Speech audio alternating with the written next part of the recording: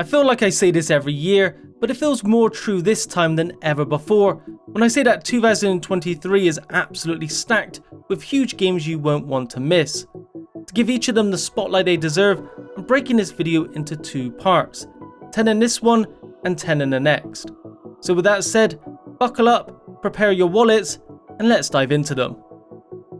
To kick it off in January, we have Forspoken, which in many ways feels a bit like an Infamous title, but with a slightly more magical and fantasy twist. You are placed in the hands of a young New York woman called Frey, who is whisked into the mystical land of Athia. In search of her home, she's thrust upon magical powers thanks to a talking metal cuff, allowing her to tackle the many threats she'll encounter, including powerful matriarchs known as Atantus. While the dialogue does teeter on the edge of cringe, there's no denying it looks fantastic at times. Hopefully the delay it received last year has allowed the developers Luminous Productions the time they need to realise its full potential. When it comes to great survival horror games, 2008's Dead Space comes straight to mind. While the series eventually abandoned what made the first so great by the third entry, thanks for that EA, a full-blown remake of the first game is here to not only recreate what made it so good, but also add all the necessary improvements.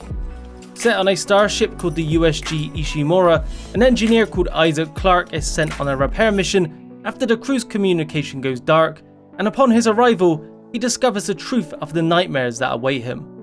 While the original has aged surprisingly well, in comparison to the remake there's no competition to be had, the atmosphere and tension is on a whole new level. I'm sure I don't need to explain to anyone what a huge franchise Harry Potter is, and yet we really haven't had a modern AAA game that's really made use of it until now.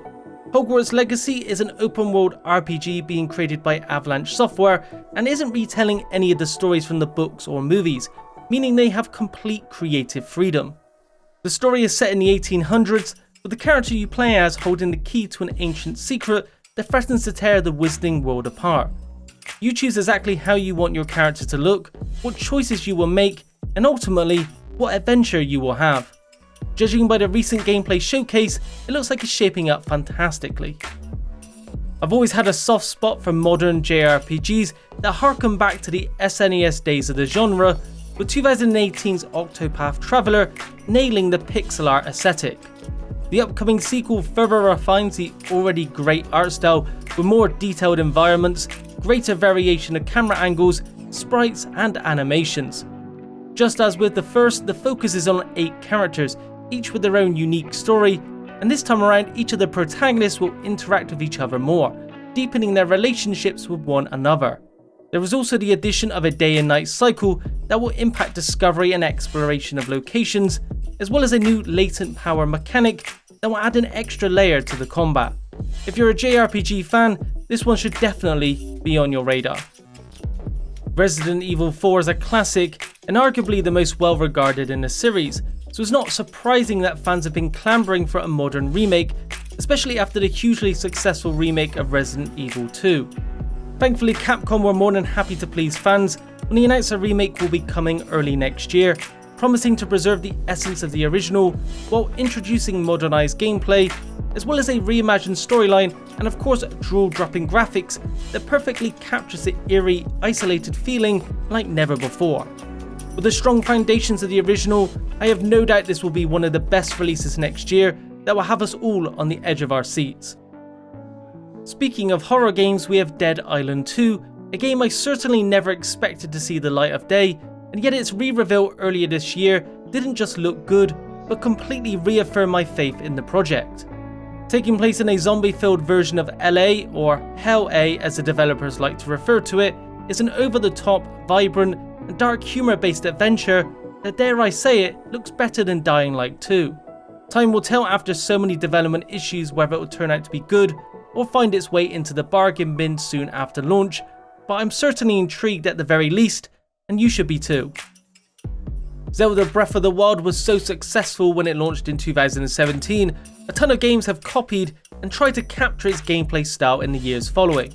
It seems Nintendo are well aware of how good it is, as they've decided to release a direct follow-up, something they don't do very often in the Zelda series. There's a lot we don't know about Tears of the Kingdom yet, but we do know you'll be able to explore locations above Hyrule, and Link is sporting some kind of special power that no doubt will play heavily into some new gameplay mechanics. If there's one game you can safely pre-order, it's definitely this one, and I'm sure it'll be a contender for Game of the Year. Moving on, we have the next entry in the long-running Final Fantasy series, which is being created by the same division who developed the very successful Final Fantasy XIV MMO. The story is set in the world of Valisthea, which is studded by mother crystals, which bless the 6 realms of Aether. In this world, icons inhabit the bodies of people, and it's a tragedy that involves a dark icon Ifrit that sets the main protagonist, Clive Rosfield, on a long, troubled road of revenge. This entry maintains the fast, frantic combat of the likes of Final Fantasy VII Remake, but gives us a setting closer to that of Final Fantasy XII that looks phenomenal. I've always been a fan of the Assassin's Creed series, and in spite of liking the last entry, Valhalla, I've missed the series' roots that focused more on the stealth side of things and less on RPG elements. It seems I'm not the only one that feels that way, as Ubisoft is doing just that for the next entry with Assassin's Creed Mirage. This time the assassin isn't an entirely new character. If you play Valhalla, you'll be quite familiar with them, as the leading role surprisingly goes to Basim, telling the story of his journey to the legendary home of assassins, Alamut, in his younger days. No gameplay has been revealed yet, but we do know it will be a shorter, more condensed game than previous entries, and is an homage to the original that started it all. And to finish on a really high note, we have Spider-Man 2.